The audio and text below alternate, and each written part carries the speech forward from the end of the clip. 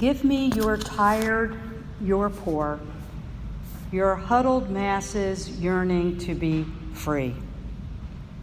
These well-known words are carved on the base of the Statue of Liberty. As we gather for worship on this 4th of July weekend, we celebrate our independence from Great Britain, and we also contemplate what it means to be an American. And in these days, it's always been a struggle to claim what it means to be the land of the free and the home of the brave. But in these days, we're feeling it even more acutely, and we're struggling over the symbolism of monuments throughout our nation. Monuments of historical figures who we know promoted slavery, historical figures who we know demeaned Native peoples and women and Black and brown people. You know, it's physically easy to tear down monuments.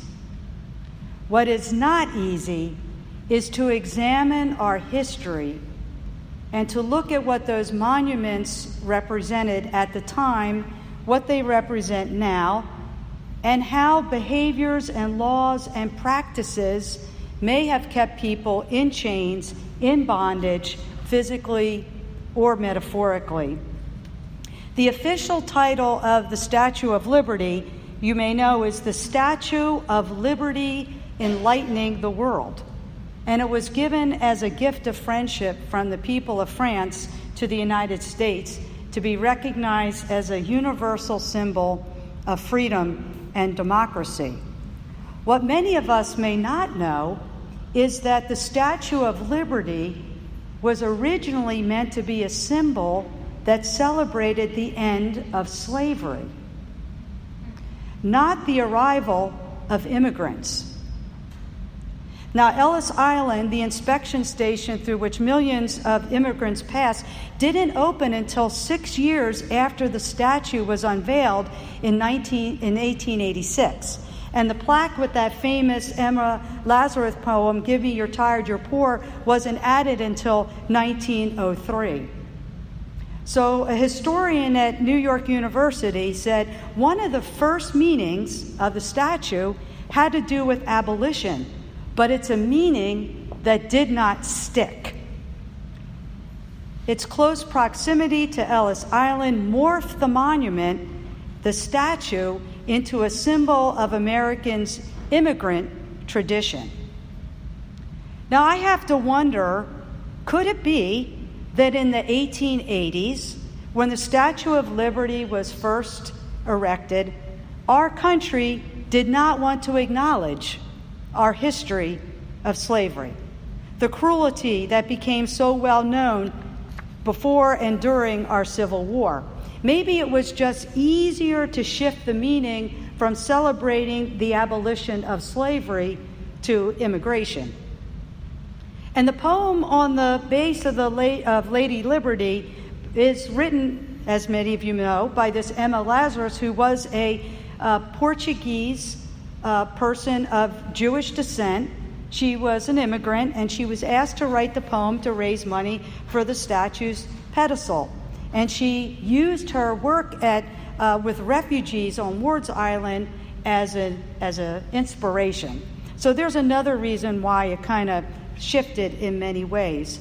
But think about this. She wrote that poem in 1883, which is around the same time as the U.S. government passed laws against immigration, such as the Chinese Exclusion Act.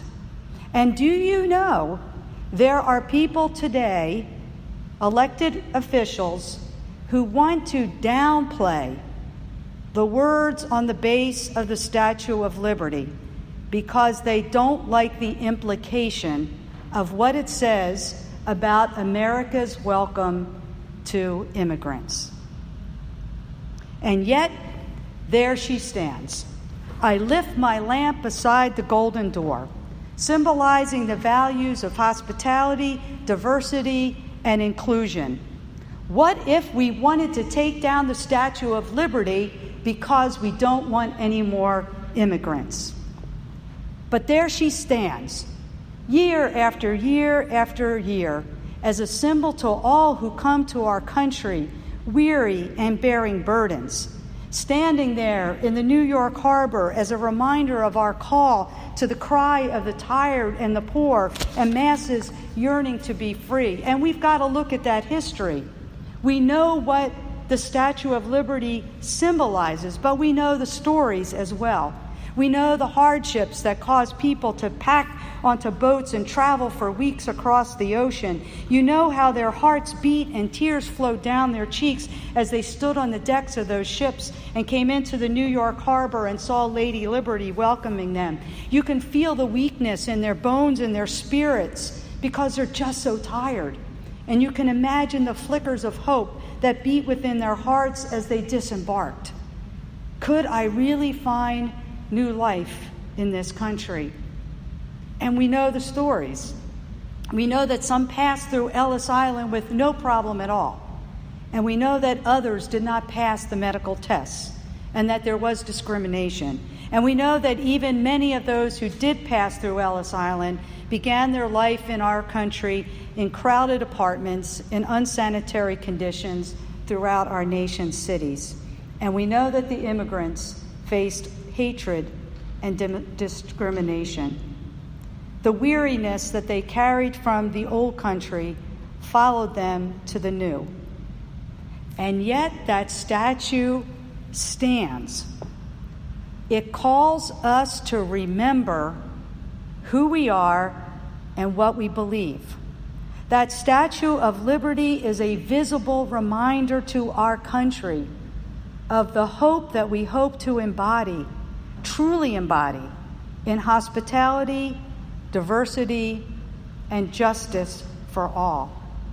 This is our history, and it's our task to remember and to continue those values of peace and justice and liberty for all, no matter how tired we are, no matter how weary we are of the fight for justice and peace. James Baldwin wrote that history is not the past, it's the present. We carry our history with us, and we are our history.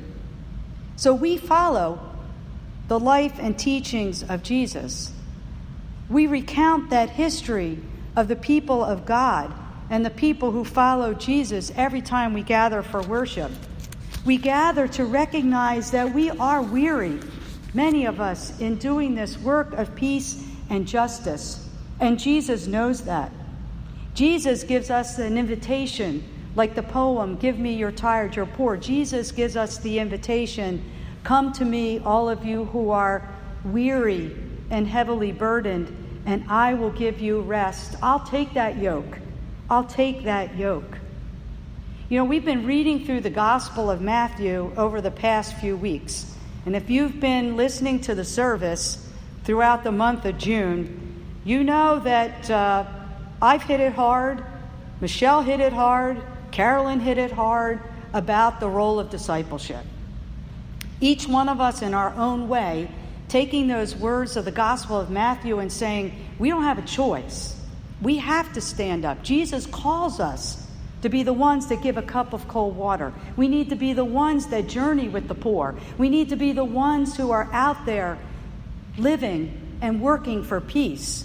We need to be the ones that are not discriminating against those who have illnesses or because of the color of their skin. To remember that God is with us and to make choices that give life not only to us, but to all.